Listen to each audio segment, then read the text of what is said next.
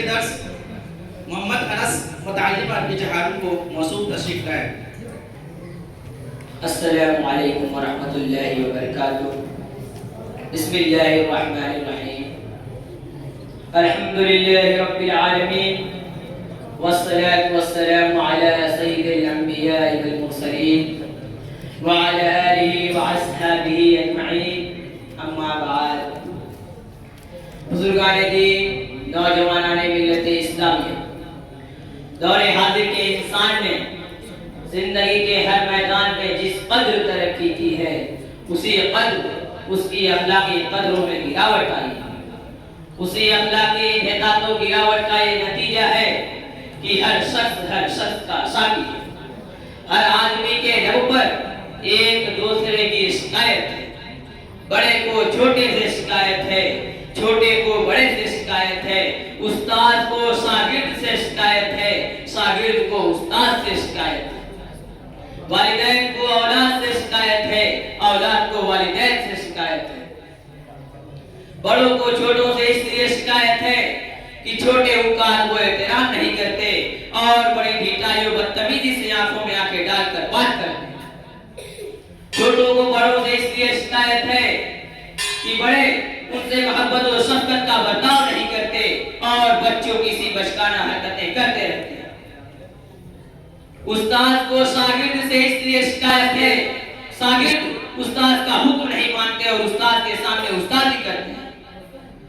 شاگرد کو استاد سے اس لیے شکایت ہے کہ استاد شاگرد کے سامنے معکر انداز میں نہیں رہتے اور سطحیت کے مظاہرے کرتے ہیں۔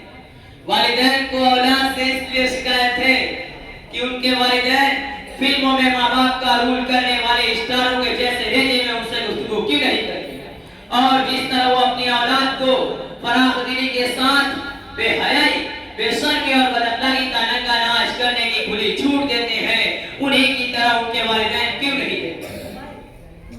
بزرگان دین، اس میں شک نہیں کہ کون کون نوجوان انتہائی بے حیائی، بے شرمی اور بد اخلاقی کا شکار ہے، اور اس میں بھی شک نہیں کہ وہ حد درجہ بزدل اور ڈرپوک ہے، مگر یہ بڑی تلخ حقیقت ہے کہ اس کو اس تباہی و بربادی کے دہانے پر پہنچانے میں کلیدی رول ماں باپ کا ہے۔ ماں باپ کی ہی غفلت، لاپرواہی، بدعملی اور غلط تربیت نے فرزندان قوم کو مجاہد کے بجائے مجاور بنا دیا۔ ماں باپ کی ہی غلط فکروں اور سوچوں نے ہی فرزندان اسلام کو غلط پٹی پہ چلایا۔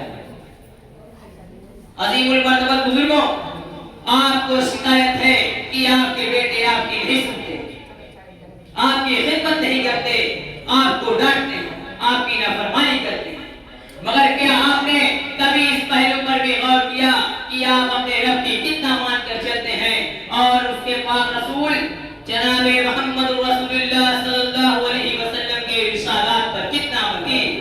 آپ اپنے اللہ اور اس کے رسول کی مان کر نہیں چلیں گے تو آپ کے بیٹے آپ کی کیوں مان کر چلیں گے؟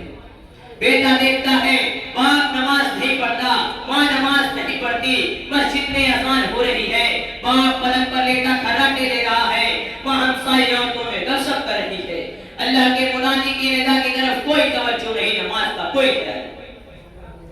بیٹا دیکھتا ہے قرآن طاق پر رکھا ہوا ہے، باپ بھی پڑھنا جانتا ہے، ماں بھی پڑھنا جانتی ہے، مگر کبھی تلاوت نہیں کرتی۔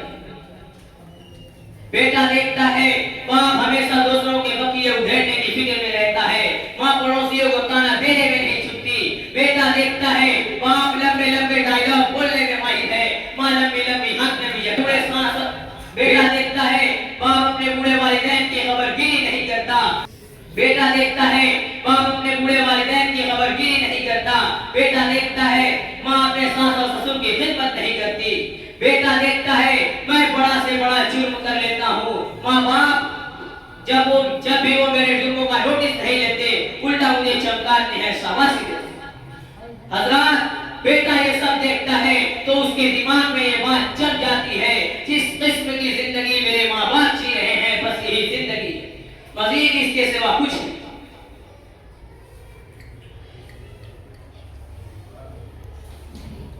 حضرات، بیٹا یہ سب دیکھتا ہے تو اس کے دماغ میں یہ بات چل جاتی ہے جس قسم کی زندگی میرے ماں باپ جی رہے ہیں بس بس یہی زندگی ہے، مزید اس کے سوا کچھ نہیں۔ وہ اپنی پوری زندگی اسی نہج میں گزارتا ہے جس نہج سے اپنے ماں باپ کو گزارتے ہوئے دیکھتا ہے۔ وآخر دعوانا الحمدللہ رب العالمین۔